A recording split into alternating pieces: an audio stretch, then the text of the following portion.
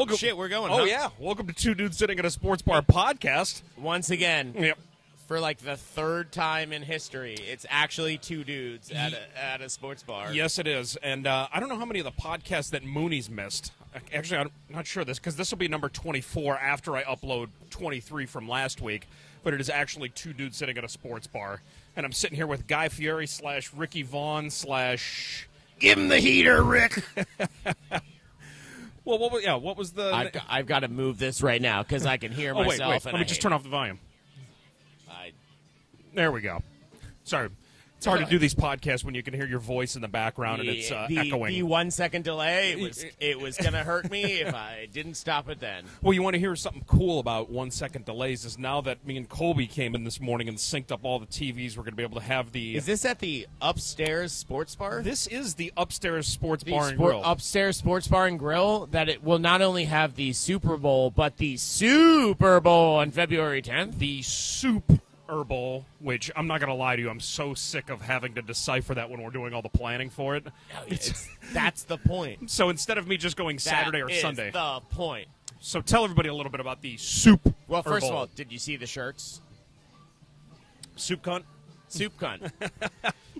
Got some great Judges shirts made. If you would like them, we'll have him superimpose it. Superimpose it up there. If you're on island, talk to Matt Dunn.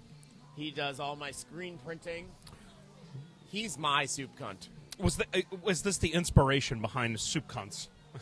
So, for years, it was Guy Fieri and his soup bitches because bitches love soup. Okay. And then, so I was talking to the judges, the fellow judges, and I was like, soup cunt, but like I had hidden the C.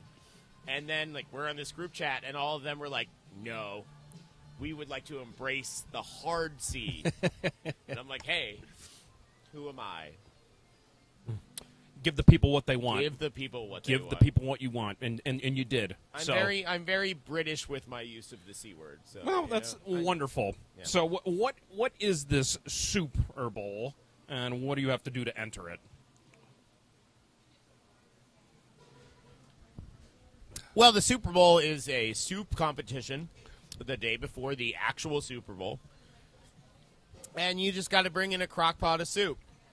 And we judge it, and you might win like $800 to $1,000, like depending on how many people show up. Mm-hmm. Just one rule, and it's crazy how many people have asked me, like, the rules of it. And I said, there's one rule, no chilies, no stews. Yep. Fucking Meg was in here yesterday, and she's like, oh, I want to make a Brunswick stew. And I go, it's in the fucking name, Meg. It literally is. It says stew and in the name. It's so easy to tell the difference. And she's like, but it's not chunks, it's pulled pork. And I'm like, is there more solids than liquids? It's not a soup. You called it a stew. Said, if I put my spoon into the bowl, will it fill up? Will my spoon fill up with the ingredients? Mm-hmm. That's a soup. Yep, exactly. If you have to scoop, that's a stew. Yep, it's. Because a lot of people even asked, they were just like, "Can I make a chowder?" And I was just like, "Chowders are good." Yeah, chowders and bisques. I don't care. You won't win. Yeah, I'll tell you right now, you won't. You will not win with a chowder or a bisque. You won't win with a bisque. Why is that? I mean, like a seafood, anything seafood, you won't win. Not going to win your heart. No, it's just there's too many people with shellfish allergies. That's too true. many people who don't like fishy things. Yeah, that you will not win people's choice, and there's going to be one or two judges that don't like it. What is your favorite kind of soup that you? What are you looking for as the lead judge, as the commissioner of this? I just want something that takes me to Flavortown. That's all you need to do, everybody. I mean, I have some judges who are like, talking about like mouth feels, and they've obviously. We've been mouthfeels, isn't that when you fall in love? We've been inundated with fucking judging people's cooking. And there's like and it's just like people were like, oh, I want this out of like 5-star. It's like, ooh, this is a 5 out of 5 on mouthfeel.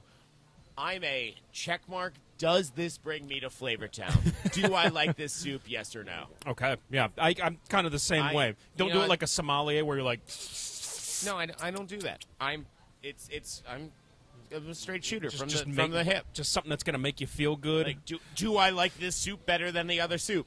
Like, for me, it's a ranking. Is there anything that would disqualify it for you, just based on the aesthetics? No, I mean, if you looked at it and went, I am not fucking trying that. So the funniest, Big Pete Hassan caught some lobsters and tried to make a lobster ceviche with Fritos instead of corn chips. Wait. A ceviche soup or a ceviche? A ceviche soup with it was fresh Caribbean lobster. I'll give him that, but it was Fritos scoops instead of like on the side, so you could. It was. I only associate that with like chili or maybe a tortilla soup. It was something where it was like if I was at like a house party, I'd eat the shit out of it. But it's like in a competition, it's like go fuck yourself, Pete. Like that. Wait for the next competition. Yeah. Wait for the next thing. Even he was like, this sucks. This is the worst. This is the dumbest idea. And I'm like, I applaud your effort. Well, yeah, but you got like self-conscious immediately when he popped into it. So. I mean, that actually, this will be the first year that I actually get to see it. In years past, I've had to work, and obviously I didn't work here at the time, so I'm actually looking forward to being a part of this. And then the next day is, I'll tell you what, I cannot wait for the real Super Bowl, the one on Sunday, to be over with. These playoffs have been, with everything falling on Mondays. Is it weird that we're more excited for the soup cook-off than the actual Super Bowl? Yeah, because we get to kind of fuck off during the Super Bowl, and then obviously next week I really don't. I'm gonna get real drunk. Of course you are. You should. It's palate cleansers. You have to be able to cleanse your palate in between each soup. I've got a fucking bartend that night too on Super Bowl. Not Super Bowl, but. So that's the key. Is it's Super Bowl or yes. Super Bowl? And like I said, next year I have to come up with a different way to have to decipher it, and I even have to do that in text messages when I'm texting our staff here, where I'm like, Super Bowl. My iPhone has now auto-corrected everything where it's capital SOUP. Yep. Bowl. It's just because you're texting it so much. Because let's be honest, then you get to the Super Bowl and it's the 49ers and the Chiefs, which nobody really wanted to see. Too much red. Way too much red. I mean, it matches our Stoli stools here, but at the same time, I was really pulling for Detroit. I'll tell you why I was and wasn't pulling for Detroit. Because Cleveland needs commiseration. No, you're right.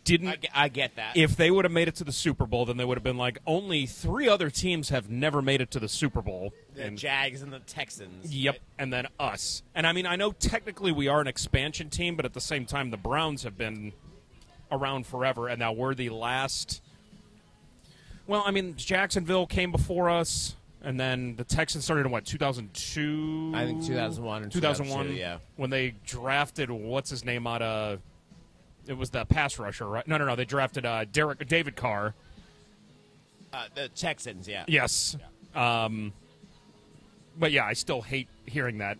Also, crazy. Like, I think we talked about it last week or maybe 2 weeks ago, but it's like that weird 97 Jags team that keeps coming up on our podcast lately. 14-2. Yeah. In only their third year of existence. Mark Brunell, Fred Taylor, Torrey Holt team. Yeah. They were ridiculously good. They were like, do you think at the time when they built the franchise in Jacksonville, they were just like, that's why you build franchises in Jacksonville, everybody. Let's put a Hooters right here. Hey, let's put a pool in this stadium. And you want to know something? Every 10 years, I feel like Jacksonville goes from being like a joke to playing the Thursday night games against the Titans to all of a sudden they're like a hardcore playoff team. I think we forget that I want to say it was 4 or 5 years ago, Blake Bortles led the Jacksonville Jaguars. Yes. The Saxonville Jaguars to the AFC Championship, where they lost to the Patriots on bullshit. Yes. It was a bullshit fumble that they called. I think it was Jared Mayo. Yeah, I kind of on the fumble return, but it was like that win has an asterisk next to it. No, because I don't know if we have any Jacksonville fans. Of the podcast. I don't think I've ever met a Jacksonville fan, to be honest with you. Terry. Oh, really? Terry, who used to work at Gringos. Oh, you're right. Yeah. She's the only I have seen her in Also Jacksonville stuff. Also, great friend of the podcast, Drew, my brother, Drew, is a huge Jacksonville Jaguars fan. Why the? So you guys are from South Carolina. Your parents are what, from the Pittsburgh area? So your parents are Pittsburgh fans. Well, and other sons are Cleveland and Jacksonville. If you're talking about my sports allegiance, I am from Hilton Head, South Carolina. I am in the Bermuda Triangle of sports. It is 3 hours south to Jacksonville. It is 4 hours northwest to Atlanta. Wait, 3 hours north of Jacksonville, right? No. Wait, South Carolina? Or if you're driving to Jacksonville. If you're driving to Jacksonville, Jacksonville is 3 hours south. Atlanta is 4 hours northwest, and Charlotte is 4 hours northwest as well. Oh, you ain't kidding about being in the Bermuda Triangle. But also it's like, cool, which of these poverty franchises am I going to root for? But also with Hilton Head, it was the entire state of Ohio comes down for vacation. Yep. There was every bar. This is me at 12, and I'm like, brown sports bars. They're everywhere. And then my brother and my dad's from New Kensington, Pennsylvania. Shout out my dad, great friend of the podcast. Oh, he's a supporter from day one, actually. Day one. He's always day been one there. of you being on it. Right. So my dad and my brother Troy, Steelers fans. Okay. And which makes total sense. I decided to be the black sheep and be a kind of a dick. Because that's who I am as a person. Now, was this before or after the move? This was after the move. This was... You got your own startup franchise. So that's exactly how I took it. So I want to say I was 8 at the time. And I was like, hey, new team coming in. This is my team. Because at 8, like, I started to understand football at 8, and I'm like, I know what points are worth. Touchdowns are worth 6, and sometimes they're worth 7. You had a turnkey business right there. And I was like, this is my team. New stadium. I was like, we're gonna have a rivalry for decades and decades. And then the Steelers went fucking like 28-2 on us for my entire history of my life. No, it's funny you actually bring that up because, and you obviously will remember this, was year 3 or 4 of the Browns being back. It was the run William run play against Atlanta. I was actually at that game, and they kept on announcing over the speakers during that game. They were like, Atlanta has already secured a playoff spot because somebody in their division had lost. So and it was weird because Michael Vick had all of a sudden stopped. Oh, and Olivia keeps calling me. Yeah, I don't know. Atlanta stopped pushing the ball up the field, and then William Green hit that long run. The Browns clinched the playoffs. Now, big William Green guy. I had a William Green jersey. I believe it. He was a big pick back in the day, and he had like a really good first couple of years in the league. And then the whole joke came him getting busted for pot, and his last name was Green. I am so depressed. Like that just sent me down a rabbit hole, and I'm like, well, I was going to get to it. The jerseys I own are possibly the most depressing. So, well, I'll get to that in a second. But even more, I don't even want to talk about. Even more depressing was. So there was a correlation between the Detroit Niners game this past week and that Cleveland Browns team. So if you remember, Kelly Holcomb stepped in at quarterback for us that year and took us to the playoffs. I was always the Tim Couch guy, even when he took us to the playoffs. Well, it's because he was the best guy on paper. I never blamed the Cleveland Browns for drafting him first overall. He threw for 1,000,000 yards in college. He was writing up plays in the dirt just like Bernie Kosar used to do. 6'4", 6'5", had a cannon of an arm, but just they didn't realize that he could actually run a pro-style offense. Now, he goes down, find out he's not all that great. Kelly Holcomb takes us to the playoffs, and the Browns are up 17 points in the first half in Pittsburgh. Pittsburgh comes back and wins that game in the playoffs with Tommy Maddox. Was he pushing 40? He had to be pushing 40 at the time, right? Something like that. Now, when Detroit, and I even said this to a lot of people, I'm just like, this reminds me a lot of the Pittsburgh. Fuck you for making me remember that. It reminds me of that Well, I didn't think about it until this past week when Detroit was playing the Niners. I was like, this is reminding me a lot of the Cleveland-Pittsburgh game from 2003 or whatever it was. Sure enough, Detroit decides to start to play, we're not going to try to win, but we're going to play to not lose game. What I will tell you this, what was fantastic about that is back in 2000, what was that, 2003? It was 2002 or 2003. I forget which. It was like the third or fourth year well, they were back. We didn't have social media. No. What we did have is social media for that Lions-49ers game, where there are so many terrible posts that have been archived and everything, where it's like, yeah, 49ers, it's like that's what happens when you play the Lions. It's like, this game's over. You're not coming back from this shit. Well, and it's like, the Lions receiver was waving to the crowd before halftime. It was C.J. Gardner-Stroud, the cornerback. And it's like that, and it's like, whoo, that didn't age well, buddy. You don't do that to a team like the Niners. It was that didn't age well. And now I will say this. So everybody gave Dan Campbell a lot of shit for not kicking the long field goal in certain situations. They should have kicked the field goal. They should have kicked at least one of the field goals. I will not fault him for going for it because I do think throughout the course of the year they should have kicked the field goal. Yeah, they just happened to run into a Niners team there. It was 4th and 2 on the 30. You kicked the field goal there. 4th and 2, yeah, I would say kick the field goal, take the points. Because at that point you're just leaving with nothing.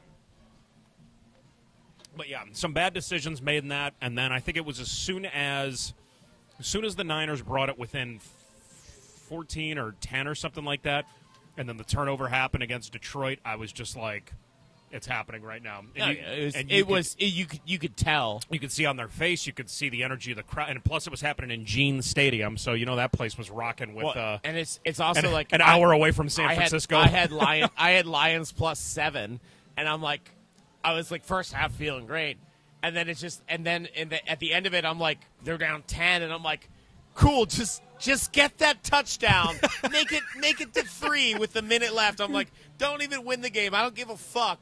Which they did. It was make me win that bet because they kicked the onside kick, which. Yeah, but no, they only lost by 3. Yeah, and it wouldn't have mattered, but everybody saw that onside kick, and it was close, but he touched it before it got to the 10 yards. So overall, really exciting game. The Chiefs-Baltimore game. Baltimore not running the ball, like they ran it like 8 to 10 times or something. What the hell are they doing? I'm not allowed to talk about that game. Why are you not allowed to talk about that game? I was told to not talk about my comments on that on a public forum that everyone would talk about. I will talk to you during the break about it. You're going to allude to something. Okay, I'll think about it. It's about Lamar Jackson. I will think about a way to dance around this. It's about Lamar Jackson's face every time he threw a shitty pick or did something really dumb and his Wonderlic score. Fair enough. On that note, let's take a little breather. Let's do break. Just a couple more bombs. Yeah. Yeah. All right. We'll be right back.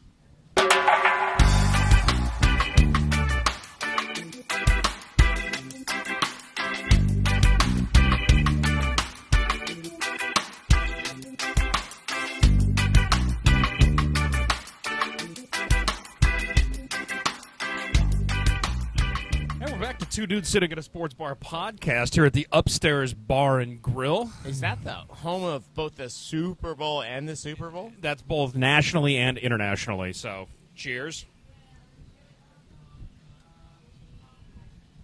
So, something I wanted to hop into that has nothing to do with football nor the Super Bowl. It actually has something to do with women's basketball right now. So hot right now. So, I came in here, met up with you at the bar, and you had the remotes out, and you were just like, basically you were like Blues Brothers. You're like, I'm on a mission from God for the most part. For those of you who have known me over the years, before I went over to Beach Bar, I was basically in charge of the audio-visual televisions when it was Castaways, Doghouse, all that jazz. And we have a table sitting right next to us right now. And they said, and they go, hey, we're trying to watch the Iowa State UCF women's basketball game.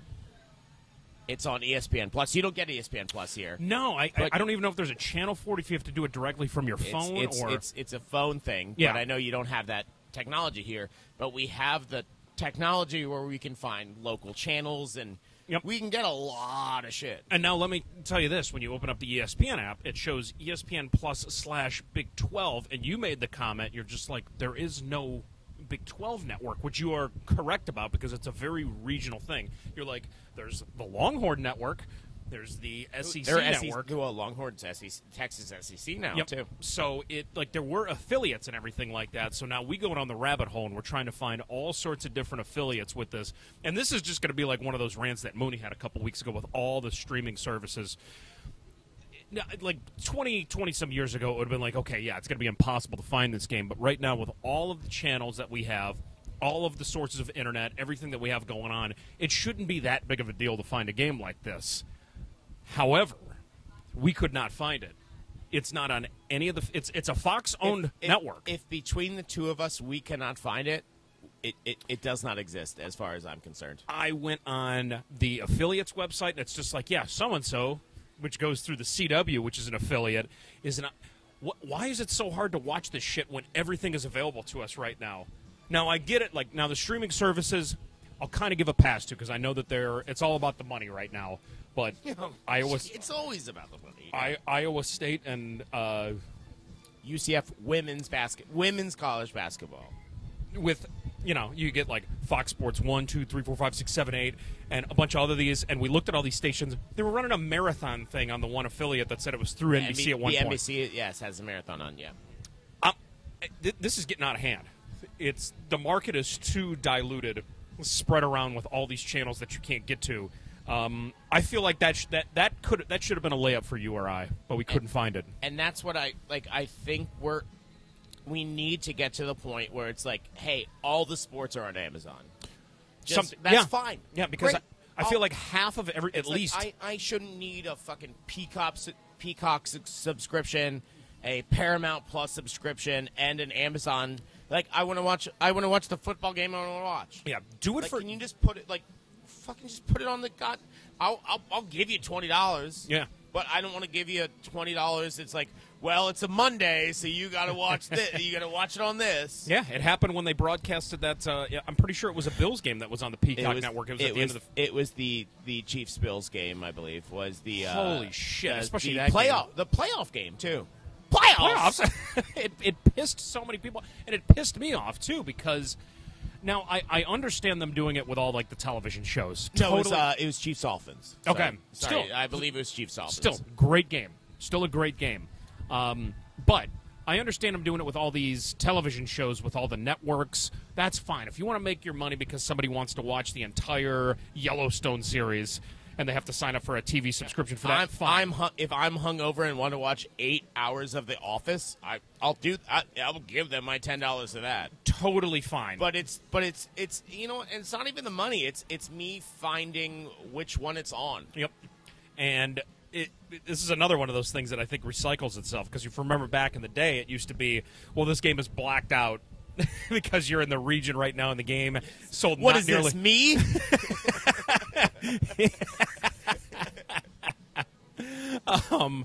Yeah, they would black it out so more people would go and watch it, which is fine. And then all of a sudden 10 years later we move into the era where they started doing instead of it being on Fox or NBC or CBS, now all of a sudden we have the ACC network. My cable package doesn't get the ACC network. What am I supposed to do?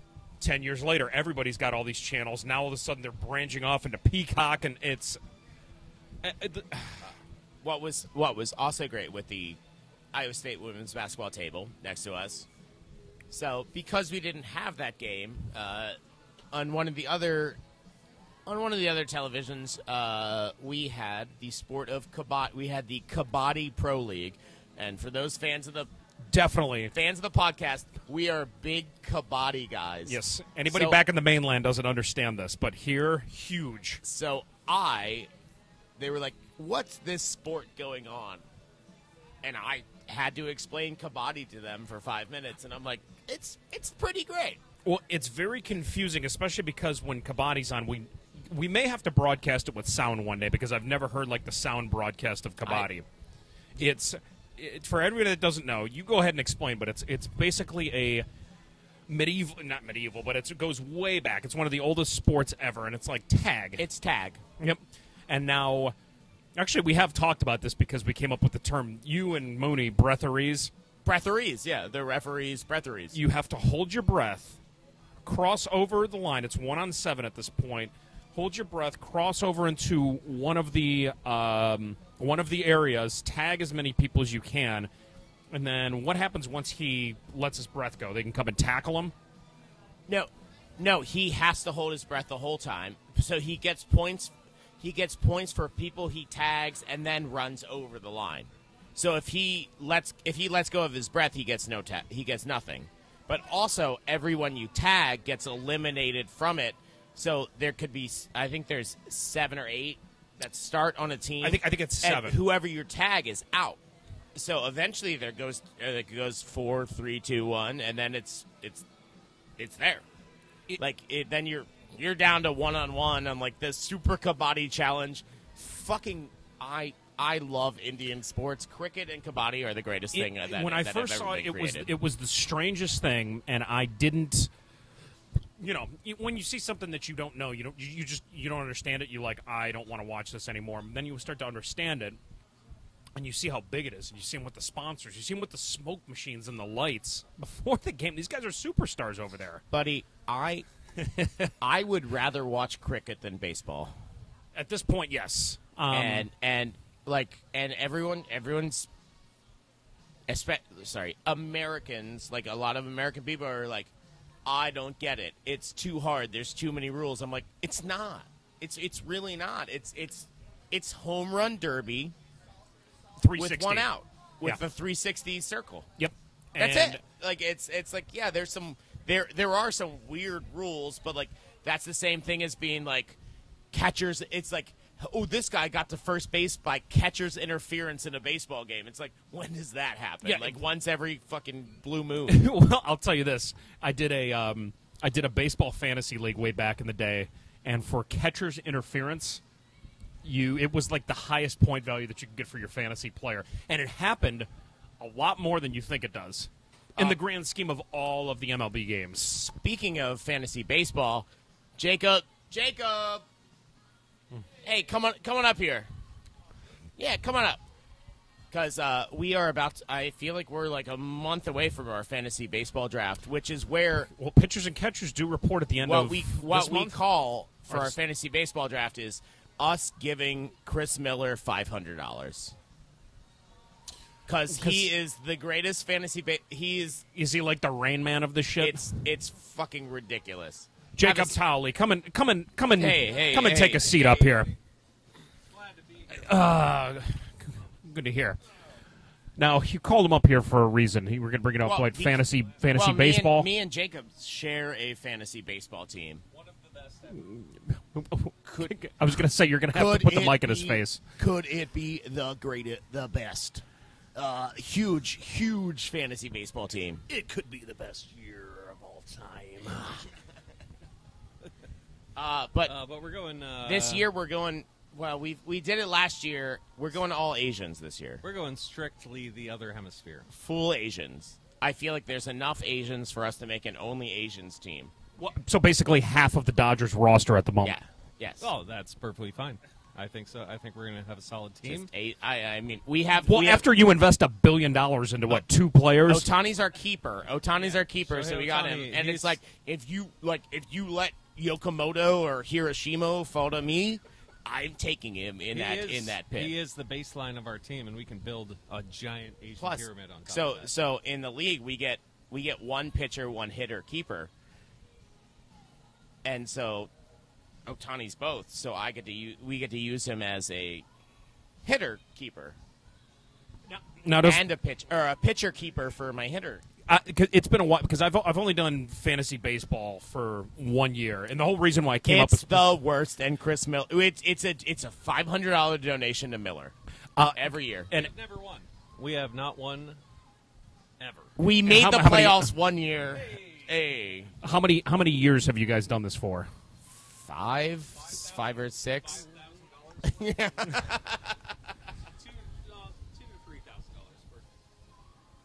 Let's make this easier on my arm right here. Oh, that's Probably pretty smart. Nah, There we Not go. really in here now. yeah. Well, Yeah, you're you're on. good. Heavy. Yeah, it is. Yeah. Well, you're dealing with the real shit here. We have actual sponsors. We have real Hey, sponsors there on are this going to be podcast. hundreds of views. How on many this. people are listening to me right now? 2. That's good. You and I. And It's if, Matt. and if- It's Matt Mooney having this on while he's pretending to be sick, playing Grand Theft Auto, being a cop. Being a Nice. cop. Hey, Well, Mooney. yeah. Well, he missed out on this. Now, I did fantasy baseball. I don't know, like maybe 15 years ago or something like that. And I don't remember how many players, but I just remember I hated it because you set your lineup at the start of the week. And having multiple games over the course of a week really fucked me up because I'd be like, oh, shit, here we go. So you'd have to plan ahead and look at who was going to be playing where and Every when they were fucking going to. day. So the way ours does is you have to set them at the start of games every day, which really fucks me up. That's when hard. Hey, wait till it's Patriots Day, and the fucking Red Sox play at 11 o'clock in the goddamn morning, and I'm like, no, like cool, dude. I worked till 2 and then was out drinking till 4. You So wake I'm up like, and, yeah, dude, I didn't set my fucking lineup for the 11 o'clock goddamn day game, and then you I wake can't. up to 3 home runs on your Yeah, bench. and I'm you're- like, yeah, it's like cool. Yeah, I'm totally not familiar with this now. It's terrible. It's once again, it's a $500 donation to Chris Miller. So now when you got somebody like Ohtani, do you have to and you set him as like a pitcher? We have to set him as either a pitcher or a hitter every week. Can't be both. Now on days that he's gotta pay pitching, attention. does he have better stats as a pitcher or a hitter? Sometimes, Well, well, not this year, obviously, but He doesn't often. you have blow to it. you have to start him as a pitcher when he's playing. When he's pitching, it's just you start him as a pitcher when he's pitching. okay.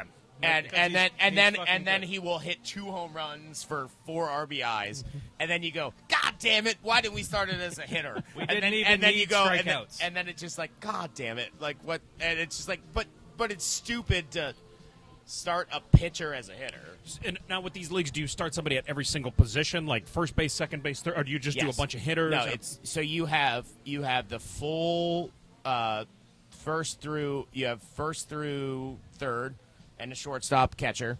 You have 3 outfields, and you have a utility player, which can be a DH or whoever the fuck you want to play. And there are 7 categories. I think it's average, home runs, stolen bases, OBP, you know, RBIs, Shit like like all that. And then there's pitching categories too, where it's like ERA, strikeout. I should be more inclined to something like It this. sucks. I hate it. I don't know why I keep doing I'm it. not but gonna you know lie, what? Hey, we pay for it every year. I We waste so pay for much this time on game. Instagram and Facebook in the morning that I should be doing it with something productive like a fantasy baseball Yeah, team. you can Let me- spend 3 minutes setting your lineup, or you can spend. Hey, Perusing I will the say, looking at Instagram I models. could never do it alone. I've got my partner in crime. How many guys do you have in your league? Or how many teams do you have in your league? I think there's 12? 12. I think so. But also, we have coined our team as the Water and Power Authority because we get blacked out every draft. We and only just draft pick our guys. team blacked out drunk.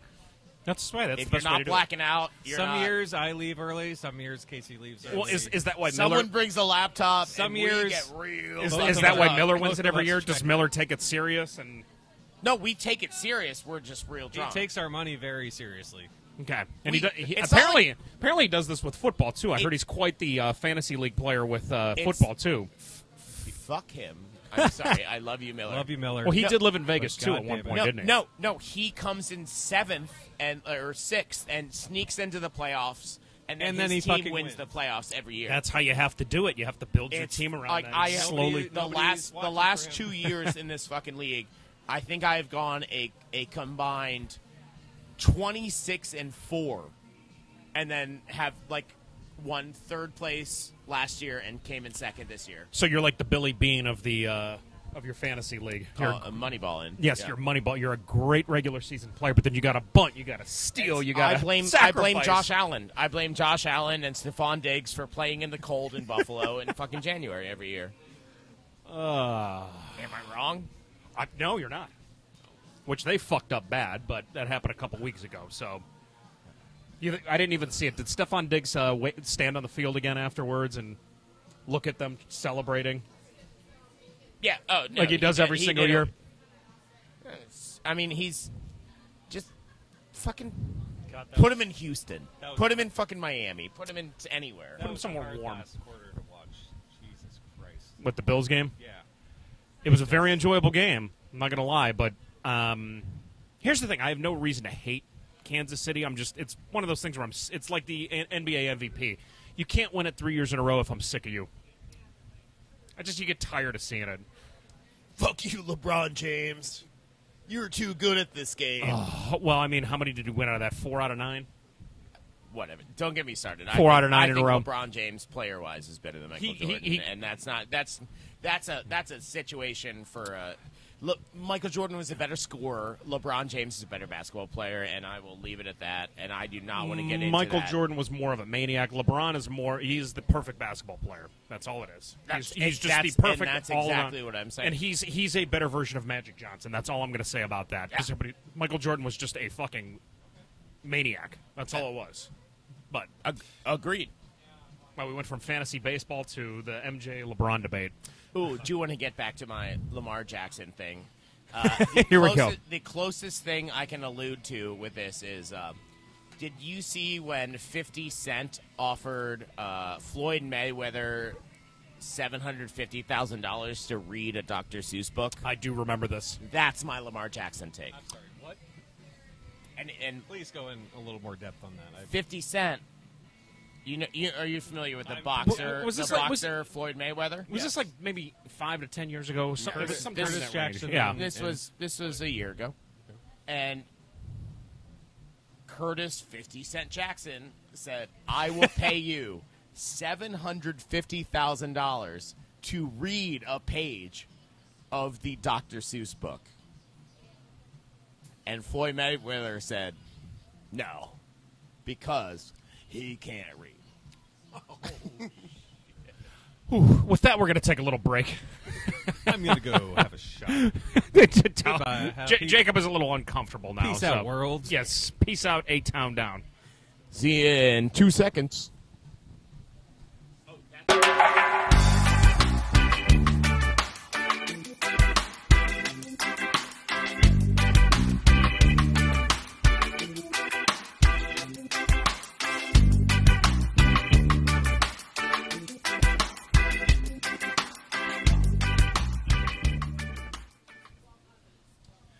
And we're back to Two Dudes Sitting in a Sports Bar podcast. Shout out to Jacob Towley for making a nice little quick appearance. I don't think he expected to be here. Nice. Yeah, it's a weird filming time for us. It's afternoon. We've never really There shot. are people in the bar that are here with us. Yeah, I don't think we've ever shot one in the afternoon. But before right when we went to break, I brought it up to Casey. I'm like, we haven't talked about one, our death pool, and two, we lost a great one a couple days ago. Carl Weathers, Apollo Creed. Now, I mean, for as many times as he's died on camera, we actually finally lost him in person. What was your favorite Carl Weathers role? I have mine. You know what? I did love him in Rocky 3, when he was training him to fight Mr. T, which... First off, Mr. T's character was so. That wasn't Thunder. No, Thunderlips was Hogan. Thunderlips was Hogan, which was Rocky 3, right? Clubber Lang. Sorry, Clubber Lang. Oh, there it is. Sorry, it took me a second. Clubber Lang, who actually killed. What was his trainer's name? I thought he killed. Didn't he kill? But, no. he didn't kill him directly. I thought he killed. He got killed in number 4 by Drago. Oh, right. Number 4, he got killed. All the Rockies just blend together. Yeah. Number 3, who was his trainer? Because what's his name got so upset. Why can't I think of his name? The old guy, the trainer. He was so upset by everything. He had a heart attack in that one, and he died. All I'm thinking is Adrian, but I know that's his No, fucking no. girlfriend. And it's Because like, Rock. It's him like, Rock, you gotta get him, Rock. You gotta dig deep, Rock. Yeah, I gotta do this, and you gotta catch a chicken, and you gotta run around and catch a chicken. I can't believe I can't remember his name right now. It's hard to do this when you have a fucking microphone in your face. But he died because he was so upset with the situation that he indirectly killed his trainer, and and he's screaming his name when he's over his body in it. God, this is. It doesn't matter. On behalf of all white people, I apologize. Sorry. Especially Italians. I'm really sorry that I don't remember this one. But, yes, Carl Weathers. But you brought it up. Who was my favorite Carl Weathers character? Now, he died in Happy Gilmore. He died in Predator. He died in Rocky. Unfortunately, he's dead in real life. But he was amazing. He played... I'm trying to think. He played one season in the NFL. He played 8 games. He had 1 fumble recovery. Oh, I didn't even know that. Yes. He was a linebacker for the Raiders back in the day when I believe they were fantastic. in Los Angeles at the time. But, and who knows? Who knows where the Raiders were? The Raiders existed. That's. I'll segue to it in a second because this also came up this week. He played in the CFL for 3 seasons for the BC Lions. Oh, we had our chat the other day. Which we will get into this. But my favorite Carl Weathers, I liked him in Rocky 2 when he took him to the hood and taught him how to fight and taught him the footwork and taught him everything. And he's just like, when he yelled at him in front of Adrian, when he's just like, this isn't going to happen tomorrow. This is today. You got to do this today. So my favorite Carl Weathers. Here we go. Is from, I would put it in my top 3 TV shows of all time. Arrested Development. Never saw him in that. Fuck you. Oh, my God. I hate how you don't watch television. I don't have time. This is from like 2001. Carl Weathers was an acting teacher for one of the characters in Arrested Development, and all he was about was soups. Appropriate. And it was you. Oh, you still got some meat on that bone. You throw that in a pot. You got yourself a stew. And it was about him taking which you're not allowed to have. Not a soup. It was about him taking advantage of craft services to just make soups out of things from craft services. The Carl Weathers Arrested Development character acting coach is my top tier Carl Weathers. By far your favorite. Oh, it's not even close. Well, we paid homage to Carl Weathers before the podcast even started, me and Mooney, when we shot it in front of the building. Dylan, son of a bitch. Yes, with the you son of a bitch. And our forearms obviously aren't as jacked as theirs, but paid homage to that. And yeah, that was. You want to know something really strange? Was the night before, which was January 31st, I was watching Blues Brothers at home, which he appeared in that movie when he was. Who was his girlfriend or wife in that? Or was it Aretha Franklin or? When he goes into that diner and he's Susan Sarandon. No. Oh, that one. Aretha Yeah. Franklin. Yeah. Yes. And then he quits, and then they join the band Was again. that Carl Weathers? Yes, it was. No fucking shit. Really? Yes. I did. I just watched it the other day. If you watch it again, you'll see how jacked he is, and he's so fucking ripped. Fuck! I see that now. Now I see it. Yep. Did I tell you my Blues Brothers reference I made last night at the bar? No. Oh, this was. I like to make weird references. Of course you do, but they're always relevant. But it's so I had a couple sitting in the bar, and they go, we always have live music over there at Beach Bar, and they go, my wife really likes country western, and I said, oh, they play both types of music, country and western. And it went right over his head. But I had someone. Nobody got it. I had someone like 4 seats down just start dying, and she's like, "I get it. I got it. Thank you." And I'm like, it just feels good to be be You guys should have immediately played the Rawhide theme after that. Pull out a whip and move them on. Move them on. But yeah, shame. Great, but rest in peace, Carl Weathers. Now moving along to the little segue. I did have a chance to look at his Wikipedia page in the last couple of days, and he did play in the CFL. Now, you came into the bar the other day, and we were trying to figure out a few different things. The teams that Doug Flutie played for, yes. Johnny Manziel, which You, to your credit, without looking at your phone, I hate how much I know. It's hard. These went way back in your database because you actually had to. It didn't just come out. Which credit to you, most sports knowledge you're able to just. It's on the tip of your tongue. This you had to like unlock your databases like it was in the NSA or something like that, and things turned on that haven't turned on in years. Edward Snowdening my you really my were database, yeah. Because I was behind the bar. And I don't remember if it was because we were referencing. It is the Grey Cup was on. Yeah. I don't know if it was a replay or not. It was fucking 1 o'clock in the morning. It might have been live. Who the fuck knows? Now, if this was the last round in Jeopardy, I think you would have been able to get the answer out in 30 seconds. But you went through some sort of funky knowledge or something that you were like, oh, he played for the Saskatchewan, blah, blah, blah, blah, blah. It's the Saskatchewan Roughriders is the team. Which you did. He won the Grey Cup with the Toronto Argonauts. Yep. And I pulled. It was Toronto Argonauts was the one I was like, that's the one I remember him on, kind of. I only remember the teams because of certain things that, like Madden. I think Madden started doing that with the NFL Europe. Yes.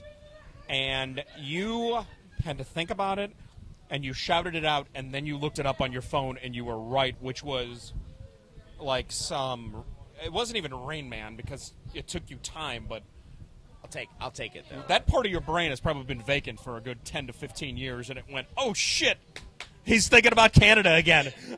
Sorry. I thought this department... You got to write that in French, too. I thought this department was dissolved. It's like, no.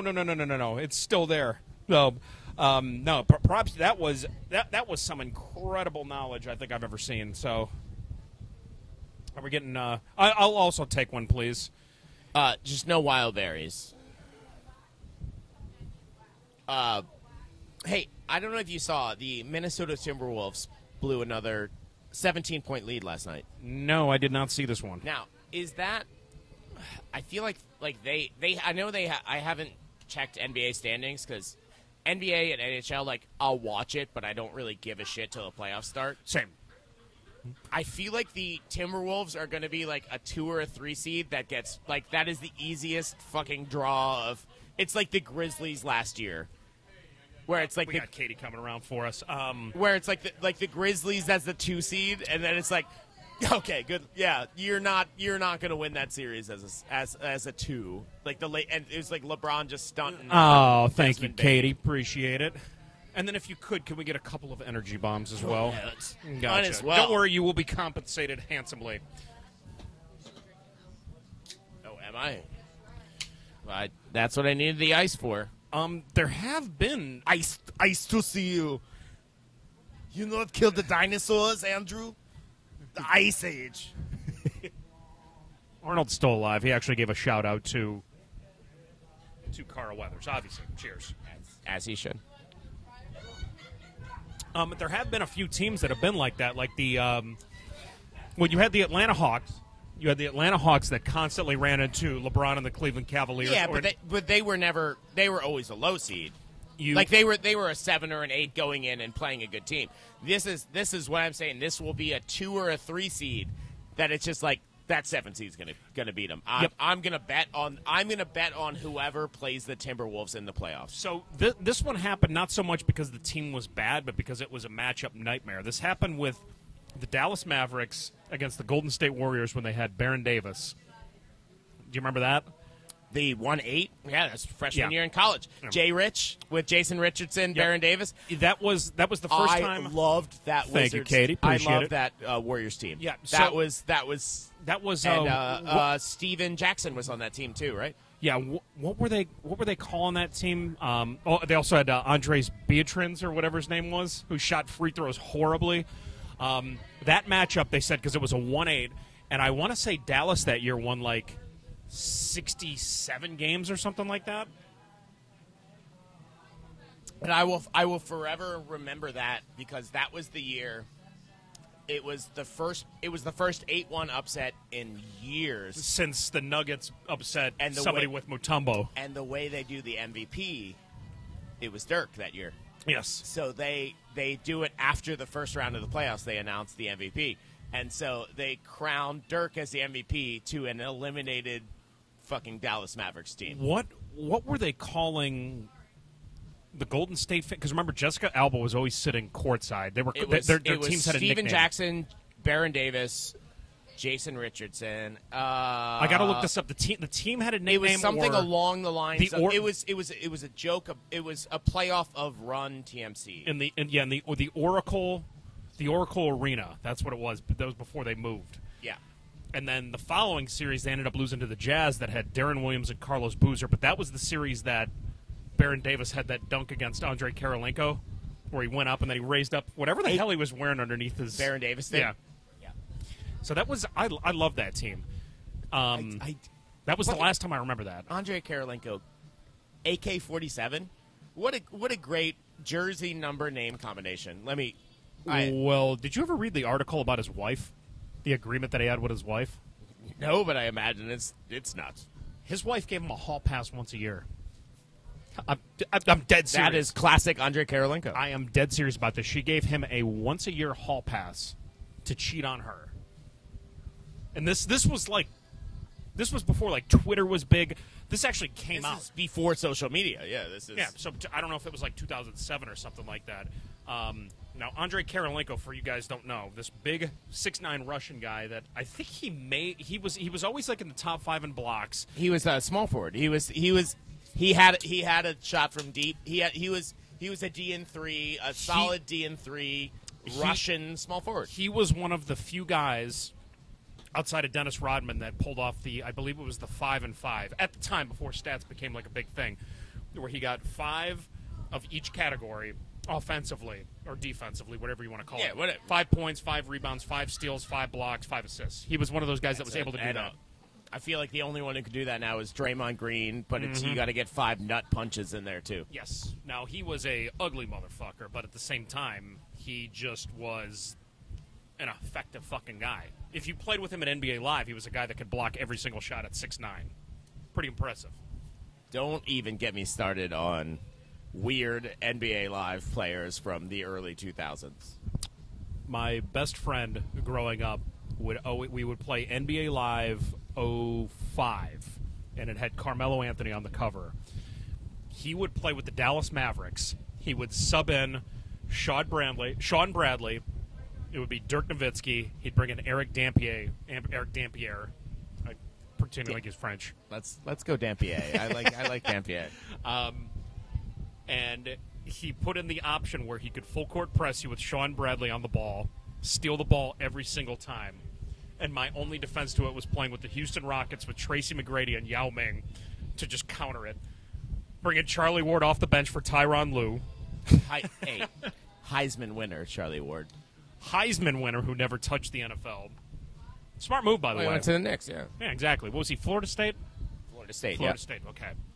That's another knowledge thing that you have that I cannot believe are guys that went to certain colleges that you can just, off the tip of your tongue, wing out of nowhere. Especially Clemson guys. Oh, if you went to Clemson, I know you.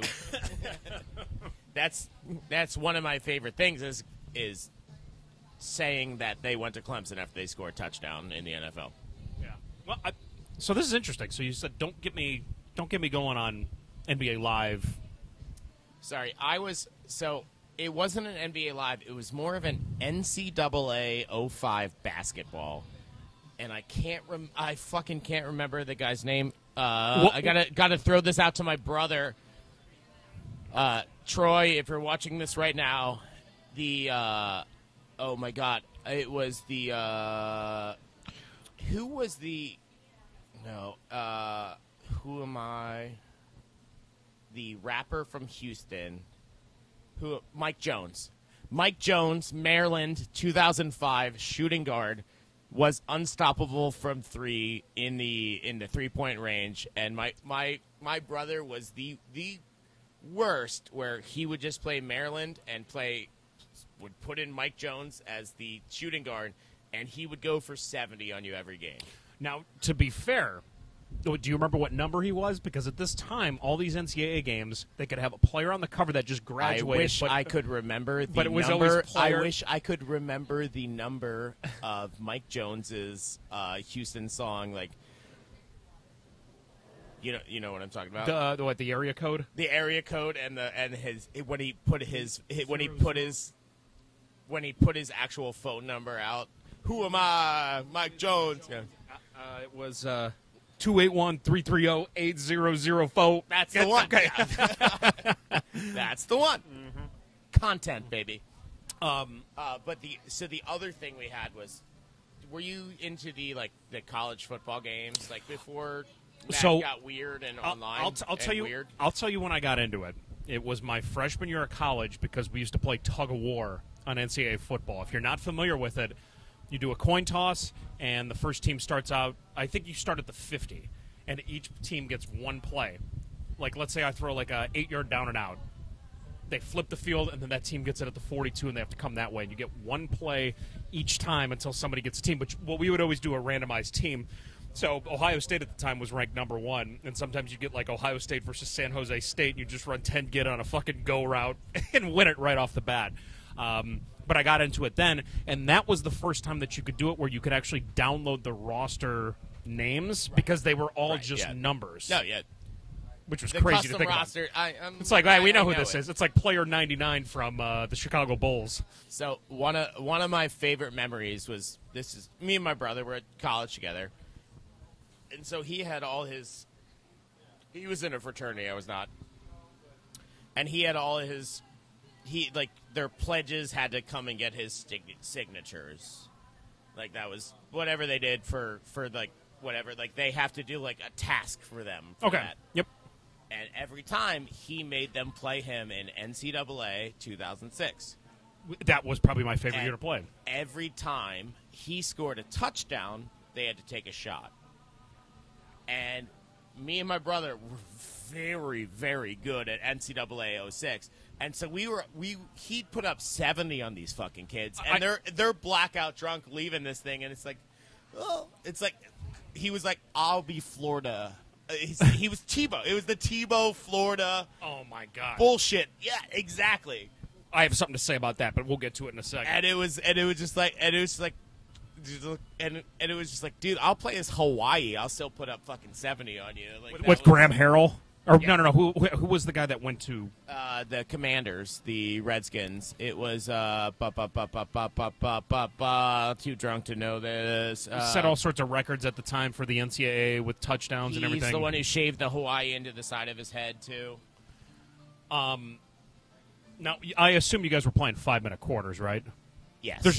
You were playing 15-minute quarters. You would have killed somebody. It would have been 160 to 0. No, it would have been 100 touchdowns. Period. Yeah. So, with these video games, everybody talks about the NBA. That was the golden age. Okay, so as far as I'm concerned, that was the golden age. You had NBA Jam and you had NBA on NBC on N64 that always had the keep it close rule, and you're familiar with the keep it close rule, right? Yeah. That the games kind of instill. You fumble if you run with Mike Vick when you're up 20. Yeah, exactly. So Tim Tebow, if you don't know this, it was the Madden that had Brett Favre on the cover. I think it was. 03? Maybe. If you play with Tim Tebow, I don't know if it was. It wouldn't have been Tim Tebow. No, that was the 09 resurgence Brett Favre. So, maybe. Yeah. So I think that's which one it was. No shit. Maybe that was 11. That was that Vikings or Packers Brett Favre? I think it was the year that Brett Favre was on the cover as a Green Bay Packer, but then he went to the Jets. So inside of the game, he wasn't even on. I think that was 9. So I think that was 09. With this game, if you play with Tim Tebow, they actually treat him like real Tim Tebow. If you try to scramble and throw, the ball goes off in the fucking third row. It hits them in the feet. It hits the guys holding the pylon things. Now you get to the fourth quarter. Tim Tebow turns into fucking 04 Michael Vick. Yeah. That's real? Oh, he could hit passes in the fourth quarter only? It's a guaranteed comeback. Love that. You may not win, but you will definitely have the ball on the last drive. You got to sub them in fourth quarter, right? I could not believe this until I started playing my friend with it. I can't believe anyone's actually watching this podcast and still listening to two of us, by the way. Right? Well, this is late in the podcast, so nobody's watching this except for your parents, my parents, and maybe Mooney. I'm having a great time. For a day that we said that we weren't going to be able to talk about anything. I shit you not. Go back and play Madden, whatever year it was, with Brett Favre on the cover. It's whatever year Tim Tebow's with the Broncos. Hey, he will come back in the fourth Virginia quarter. Clemson just started. I will take the under 120 for $20. I'm not going to lie. I don't know shit about college basketball anymore. Under 120. That's a low under. I'll give you under 120 for $20. No. I know nothing about this. Besides, they all play. No. 120 in college basketball? No way. They're both going to score 70. That's why I'm taking the under. I'm giving you the over 120. Well, we're 5 minutes into the game, and they have 19 points. So you have 7 more sections to go.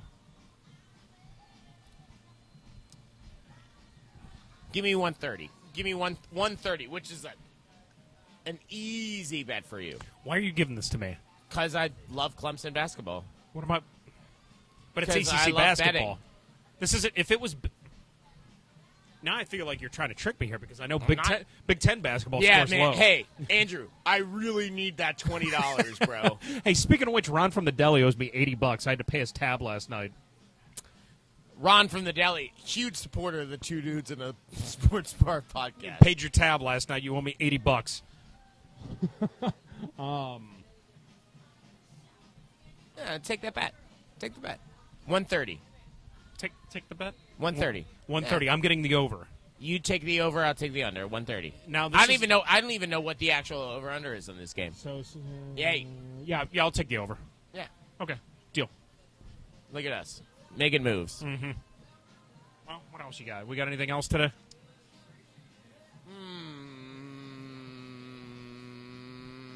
Cliff Kingsbury backs out of Raiders talks. Wait, did you see the new Seahawks coach? See who they hired? I did not. Michael McDonald. Who I'ma be there? I wish it was that one.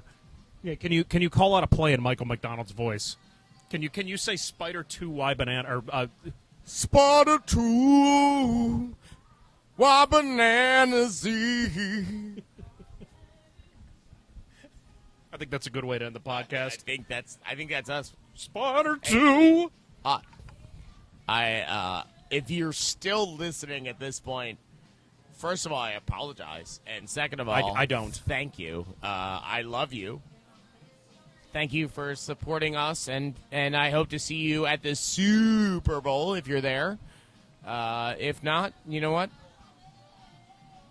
Keep on being you. Keep on being you. Little bonus segment here. So we started talking about NCAA basketball, and I started talking about white guys in NCAA basketball that would never die.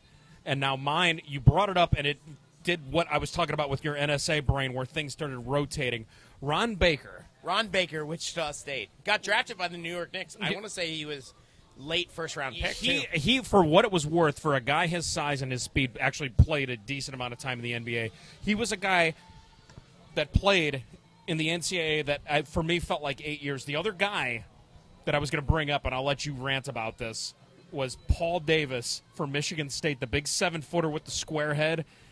I felt like he was with Michigan State forever. I don't know centers well. Like white centers. I feel like you could be the 12th man on a bench in the NBA forever. Which Purdue right now has one that is going to. Right now he's in line for National Player of the Year. He won Player of the Year last year. And he's like 7'3" or something like that. He is Frankenstein's monster.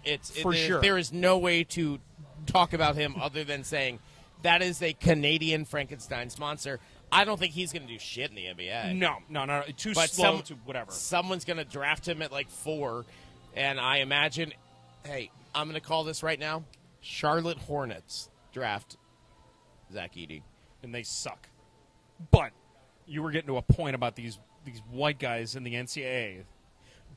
The Ron Baker, it was, so for those of you who have not been in it, I do a pool every year, and it's the greatest pool in sports history. It is the Super Bowl squares of March Madness. So I get 64 people on island, and everyone puts in $50. Which is fantastic. I love this thing. And you get a team. You do not get to pick the team. It is your team, and it goes against the spread. So if your team covers the spread, you advance. If your team doesn't, go fuck yourself. And you take over the team of that particular game, right? You advance with whatever team wins. So let's say Purdue is playing University of Texas San Antonio, and San Antonio covers the spread. You take over, motherfucker. That was last year. I had Fairleigh Dickinson 1-1 covered against FAU, and then I had FAU. I came in second place, won like $800 with FAU because Fairleigh Dickinson, who didn't even have a locker room. Did you see that story? No, I did not. Oh, Fairleigh Dickinson. You're familiar with that? That was the 16th seed who beat Purdue last year which was the second time ever that it happened, right? Because it was the Baltimore UMBC beats Virginia. Yes, yeah. But it's just like so. Well, that's the other thing. Like you get these 1 seeds, and you're like, cool, I got Kentucky, but I'm laying 26.5 points. Especially in that first round. And it's like it looks like women's basketball spreads. It is a coin flip. It's can you win 6 coin flips in a row? Because someone will. Someone has to. Yeah. It's whoever wins 6 coin flips in a row wins like $2,000. This is amazing. It's the greatest pool of all time. If you said it's 64 teams at $50 a pop, what is that? 3,200. 3,200. So it's 1,600 to the first place, 800 for second place, and then $350 if you make the Final Four and you lose it. Because I take my cut. You know, Daddy's got to eat. Hey, Kamish has got to get paid. Daddy's got to eat. Even Roger Goodell gets that cool $50 million. Daddy's got to eat. So, yeah, no, it's like I had VCU on their run. It's you win that pool getting mid-major 6 to 11 seeds who are getting points and winning games. And it's like if you also it's fucking random. Like it's not like I'm picking it's like everyone's like, "Oh, that pool's rigged." I'm like, do you think I knew VCU was going to make it to the fucking Final Four as a 9 seed? With Shaka Smart? Yeah, exactly. It was that one to coach at Texas. And then, yeah. I do like that, too, because you have no control over it. Everybody's like, oh, you get to fill out your brackets. This is your team is set, and you better hope they fucking cover. And it's like, man, I really hope Bucknell only loses by 13. But, like, those 14 seeds hit a fucking just go on a run, and it just start hit. It's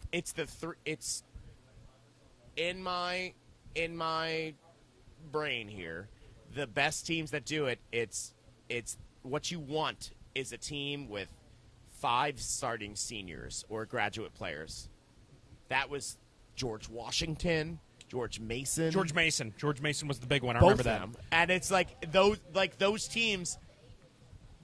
Like, dude, you're 23. You're playing against 18-year-olds. You're like, if you're actual like, hey, you went 23-1 in the Horizon League. It's good. Which is what Butler was the Horizon League, right? With Cleveland State and Miami of Ohio. Gordon Hayward. Or not Miami of Ohio. That was Gordon Hayward, right? Yes, it Butler? was. Yeah. Gordon Hayward and... Speaking of white guys in the NBA, Gordon Hayward. Who is still getting paid ridiculous amounts of money to play for... Was he with now? Charlotte still? Probably. He's probably back. I think he went Boston, then back to Charlotte. Well, it was funny because I remember at the time, right before he made his ankle go in a different direction than forward. Hey, the first by the game way, of the season. Feeling pretty good about my under. Oh, God damn it. Well, you know what sparked this conversation was also the title of our podcast, which is Two Dudes Sitting at a Sports Bar podcast. And everybody gets so confused when it's not just two dudes. They're like, why do you guys keep calling it two dudes? Because usually like 3 or 4, something like that. What are you going to get a new banner? No, and it's the whole theme of it. When you have 2 guys, 2 dudes, 2 people. Sorry, I'm going to be a little more gender neutral in this. 2 people sitting at a sports bar. These random conversations that happen like this that just come out of nowhere. And specifically, we should just keep the cameras rolling all the time because our best conversations happen afterwards. We had a good... We're trying... It's not like we're trying to recreate the 5 minutes we had off camera, but it's... No, we're just continuing the conversation. It's the random shit that happens when you're sitting at a sports bar and drinking, and something just comes up, and all of a sudden we're watching college basketball, which I'm totally going to lose this fucking over-under. God damn it. But Sucker's bet. That was Sucker's bet. I knew that there was something going on, and I lived in Vegas for over a year. I should have fucking known that. I'm a Clemson basketball. I went to Clemson. I know we can't play well against Virginia. You're a shark. That's what you are. This game's going to be 58-56. You're a shark. That's what you are. Sorry. Speaking of Canadian football, sorry. No, it's funny that you mentioned George Mason though, because George Mason, because they took that. I don't remember who won it that specific year, but I know they beat UConn. I thought that to get to the final. I thought that I think UConn? They lost to UConn at in the Final Four, and it was an overtime game or something where somebody hit a layup late that took it into overtime, and they should have beat UConn, but then they lost. But that's one of those things that's the ultimate spread breaker. Right. And you're totally right. It's totally random. I had Baylor last year, I think, and Baylor came out heavy hitting, and I think they lost in like the Sweet 16 as far as the spread. Yeah. So it's very interesting. No, that is the pool that makes me respect Vegas every year, because it is every time it is a team will be like you have your weird 11-6s, you have your 12-5s, like your weird upsets, but everything else it's like that 3 seed is up 14 points. This dude is on the free throw line with 3 seconds left, and the spread is 14.5. They're up 13. It's like, will he hit 2 or will he hit 1? And the amount of times it goes down to that one fucking free throw, it's fucking insane. If you look like it, as someone who's done this pool for 10 years, it's fucking insane how good Vegas is. I used to say that about football at one point, but then I realized that there's so many limited scoring opportunities with football. So I was just like, okay, now I understand why they're so close with that. But with basketball, where it's back and forth, and not only I'll tell you this, it's not only just the spread, it's the over-under that shocks me more often than not. And now even ESPN does segments where they have somebody in the crowd that's losing their mind, like bad beats and all that stuff. How they hit the over/under so closely. I think, and I say this every year, but like I feel like I'm going to start doing it. At the beginning, the first 2 or 3 weeks of a season, you can take Vegas, and then Vegas gets you back the other 9 weeks. What do you mean? You take Vegas? What I'm saying is like Vegas hasn't figured out the betting yet. Okay. So you have week 1 is a crapshoot, but then like it was like the Colorado football money line against TCU. I went fucking like $1,000 on that. And not just Deion Sanders against TCU. They were 21-point underdogs. That's a fucking money line. Fuck it. So it's you have 3 or 4 weeks to do some hardcore betting at the beginning of any season before Vegas Vegas fucking changes the lines and makes it crazy. They get in game shape. Yeah. Mm-hmm. Because they're doing the same thing we are. It's not like there's some fucking supercomputer. It's some dude like us sitting at a fucking computer being like, no, this line should be this. Mm-hmm. But he doesn't know it at week 2. Like we don't know it at week. Sam Ace Rothstein, is that what they are? Like Frank Rosenthal Jr. Let me tell you about the WNBAs. Thank you, Katie. The WNBA bets. Over unders for the first five weeks. These women have been playing in Russia on separate teams, and the unders are like the over under is like 150, 160. It's like 65 to 64 in these WNBA games at the beginning of the season, and then like at the end of the season it's they're doing 80, 90. But like at the beginning, because they don't have a fucking preseason. Is that why so many people like to bet on these WNBA games? Is it because it's that like Do other predictable people of a bet on them? pattern? I thought it was just me. No, I swear to God, some of the best sports bettors and people that I've ever met, they actually prefer women's sports, not because of, not because of college basketball or anything, where anybody outside of like the top five is ridiculous. I have won so much money on the WNBA just, and this is going to sound chauvinistic or misogynist. Is it predictable? But if you ever see a plus 1,000 money line WNBA team, take that bet. Because You got to win 1 out of 1,000. Well, just to break even. no. How good could they be? The money line. You're talking about the money line, right? This is the money line. I've won Connecticut Suns, Los Angeles Sparks fucking 6 years ago. I remember hitting a plus 1,300 money line. It's like, yeah, just like the Sun. It's like, oh wait, I'm sorry. You bet 100. You bet 100. You win 1,300 Yeah. for a plus 30. and so it's just like, and so it's you'd just have to go like, one it's for just 1 for like- 13. And it's, yeah, but it happens more often. The always bet on big underdogs WNBA because I don't know, it's women playing basketball. It's not like and once again, no, You're am just I being am honest, and you're just being honest. observational. This is observational. it is they're like those teams play close games, and there is no. You will have your blowouts, and it will happen every now and then, where the better team wins. But a lot of the time, it's, hey, One team keeps it close, and it comes down to a coin flip. It comes down to, as you said with the NCAA games, free throws. Who's going to hit their free throws?